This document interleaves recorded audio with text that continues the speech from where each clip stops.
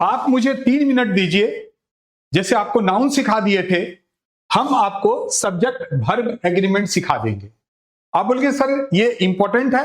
Yes, अगर आप कहीं पर भी एग्जाम देने के लिए जाते हैं तो रेक्टिफिकेशन ऑफ एरर्स में सब्जेक्ट वर्ब एग्रीमेंट बहुत इंपॉर्टेंट है। इसी तरह से जब हम लोग इन जनरल बातचीत करते हैं तो कन्वर्सेशन में भी सब्जेक्ट वर्ब एग्रीमेंट बहुत जरूरी होता है।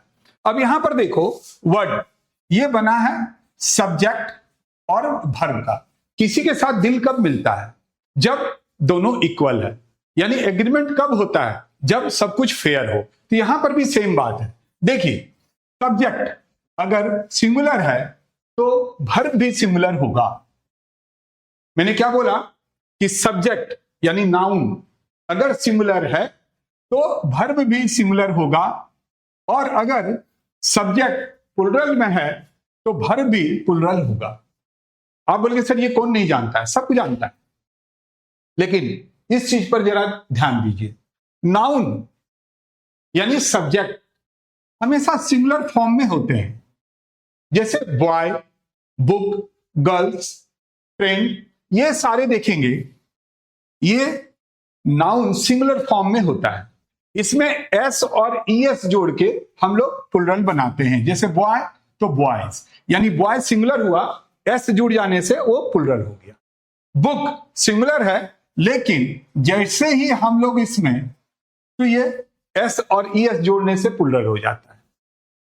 अब जो आपको जानना बहुत जरूरी है, लेकिन वर्ब उल्टा होता है।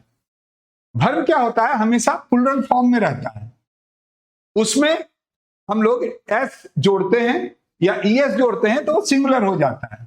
जैसे देखिए, गो, गो प्लुरल है, लेकिन इसमें एस ईएस जुड़ गया, गोज।